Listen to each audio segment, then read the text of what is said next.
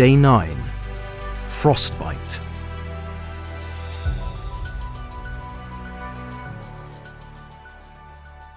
The express metro glided near silently alongside the platform, decelerating from over 300 kilometers per hour, too slowly for Harken.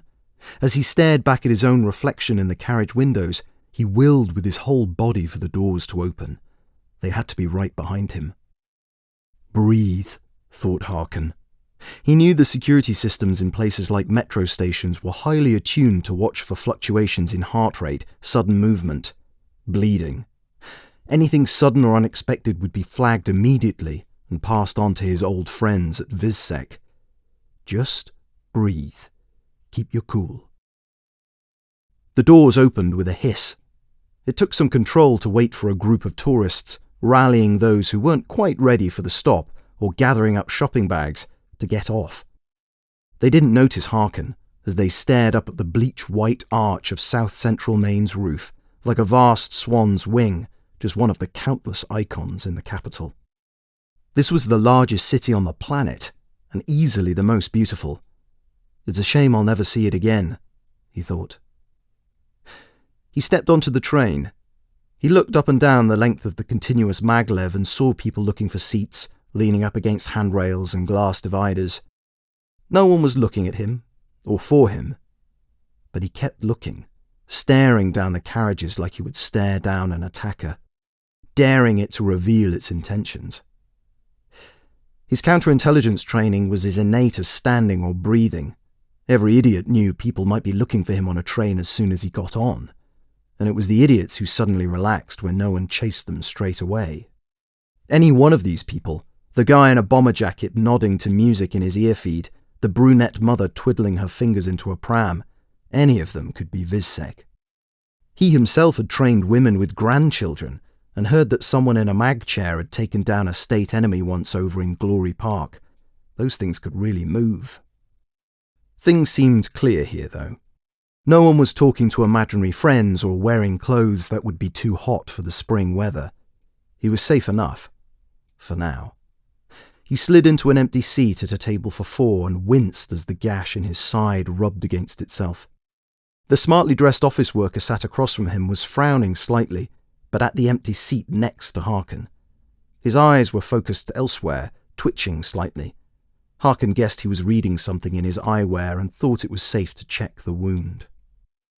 The jump from the third floor of VizSec South Central would have been dangerous enough, without the fact that the window had been closed. For a fleeting moment, Harken had actually hoped that the glass would be strong enough and repel him back into custody.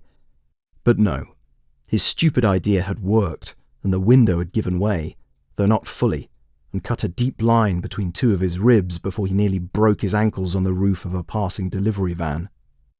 His former colleagues had had such confidence in the layers of bioscans and tracking systems in the building and on the street, had covered every possible escape and trick dreamt up in the last 50 years, that no one had thought he would run shoulder first at a window. Apparently neither had the building designers.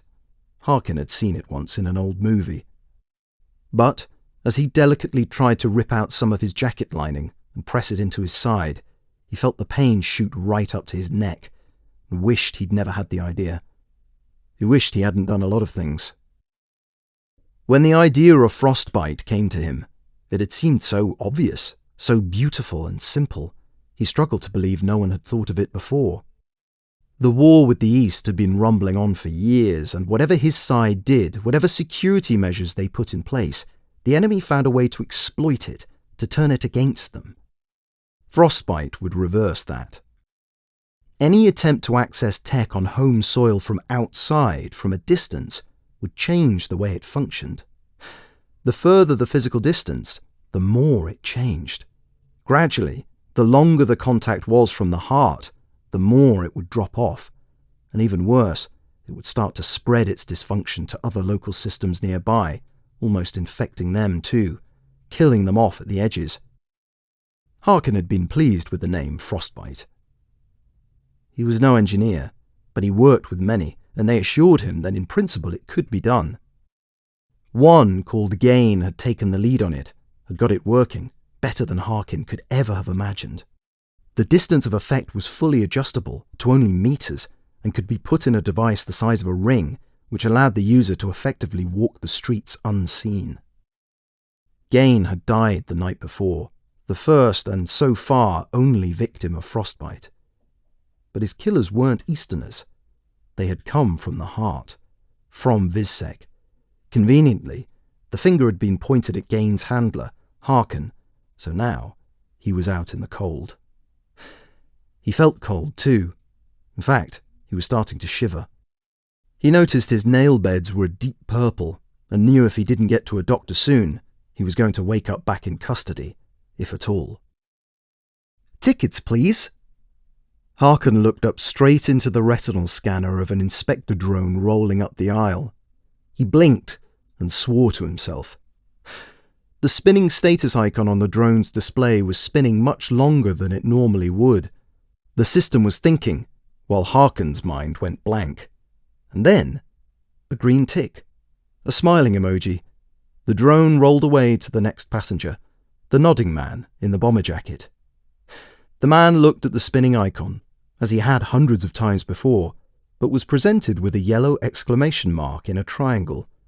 Before he had a chance to protest, to jab the customer service call button and complain about how he had plenty of credits, the drone rolled backwards. With no more urgency than it had left, it returned to the last seat it had inspected, now empty, save for a drying patch of blood.